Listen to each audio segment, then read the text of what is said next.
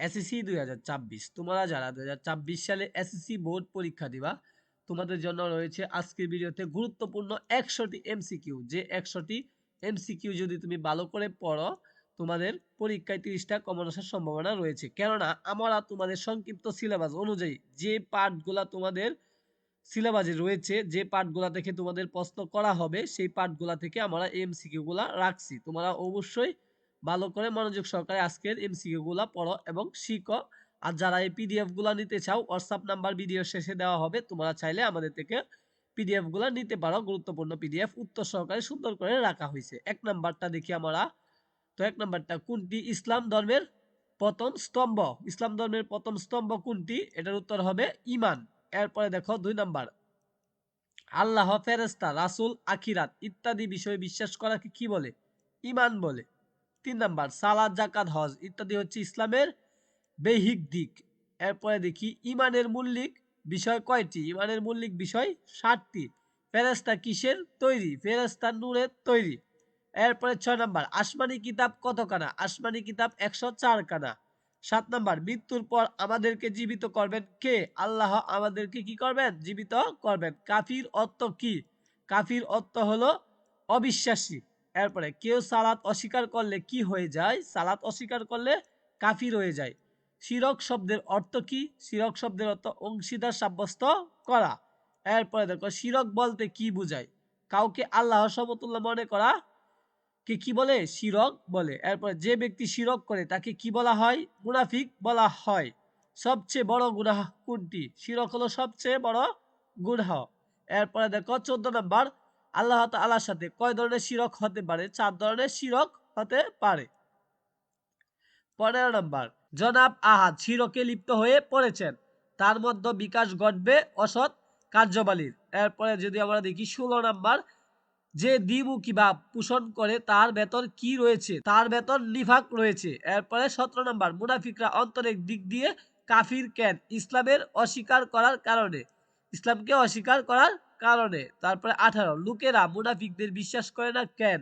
তাদের ভেতর এক আর বাহিরে আরেক আরেকি। এরপরে দেখো 19 নাম্বার, মুনাফিকরা কাদের জন্য খুব ক্ষতিকর? ইসলাম ও মুসলমানদের জন্য খুবই ক্ষতিকর। 20 নাম্বার, কাদের স্থান জাহান্নামের সর্বনিম্ন স্তরে হবে? মুনাফিকদের স্থান জাহান্নামের সর্বনিম্ন স্তরে হবে জাহান্নামের। এরপরে 21, রিসালাত শব্দের অভিধানিক অর্থ বার্তা, চিঠি পৌঁছানো।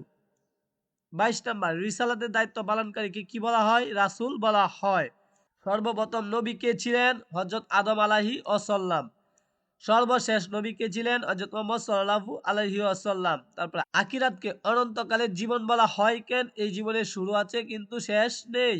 ঈমানের গুরুত্বপূর্ণ বিষয় কোনটি? আখিরাত হলো ঈমানের গুরুত্বপূর্ণ বিষয়। কারা আখিরাতে দূর বিশ্বাস রাখে? মুত্তাকিরা বিশ্বাস রাখে। এরপরে দেখো, মৃত্যুর পরবর্তী জীবনকে বলা হয় আখিরাত।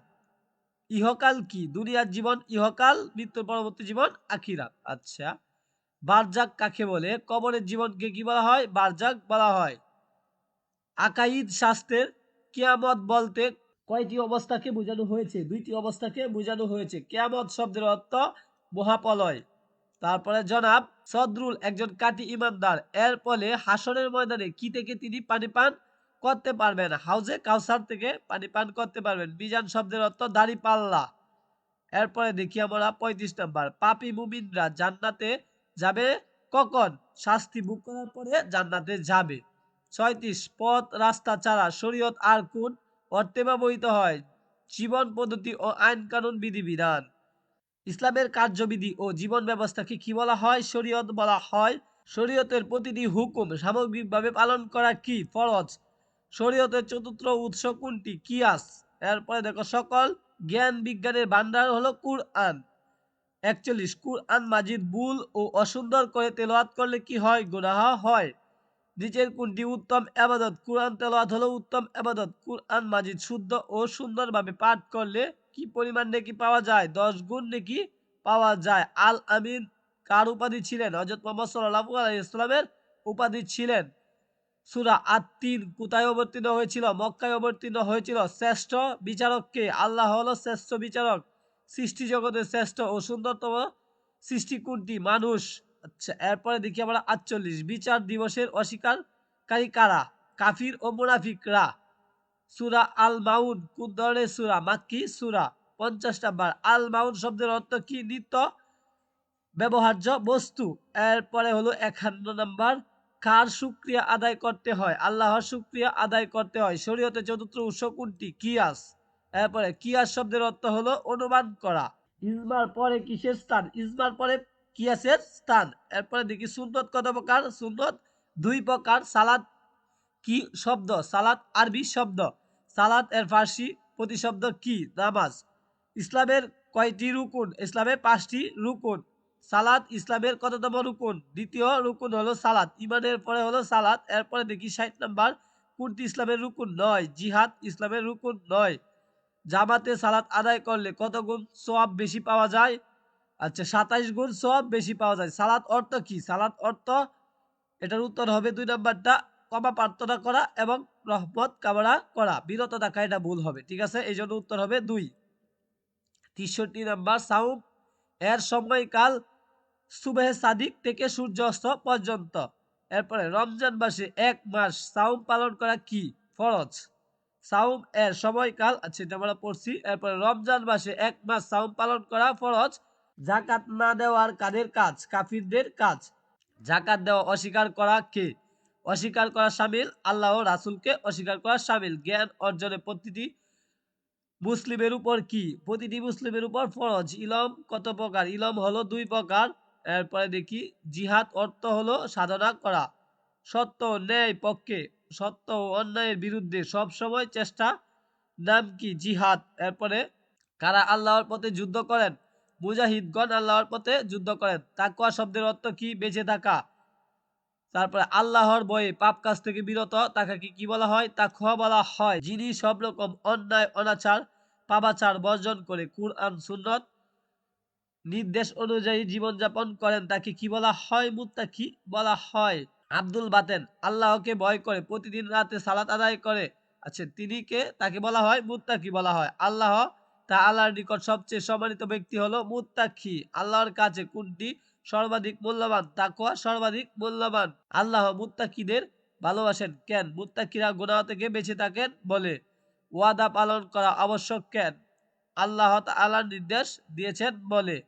ওয়াদা পালন করা অত্যাবশ্যক। এরপরে যে ওয়াদা পালন করে না তার দিন নেই, এটি কার বাণী? রাসূল সাল্লাল্লাহু আলাইহি ওয়াসাল্লামের বাণী। দেশপ্রেম বলতে কি বোঝায়? নিজের দেশের প্রতি মমতা। দেশপ্রেম ইমানের অঙ্গ, উক্তিটি মনীষীদের কথা। ইবাদতের পূর্ব শর্ত কি? ইবাদতের পূর্ব শর্ত পবিত্রতা। আত্মা পবিত্র হলে সফলতা লাভ করা যায়।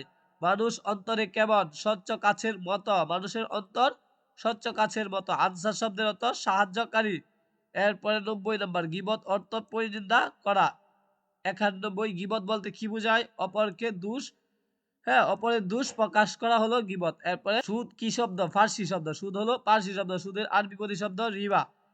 যে ঋণ কোনো লাভ নিয়ে আসে তাই রিবা। এটি কার বাণী? হযরত মুহাম্মদ সাল্লাল্লাহু আলাইহি ওয়াসাল্লামের বাণী।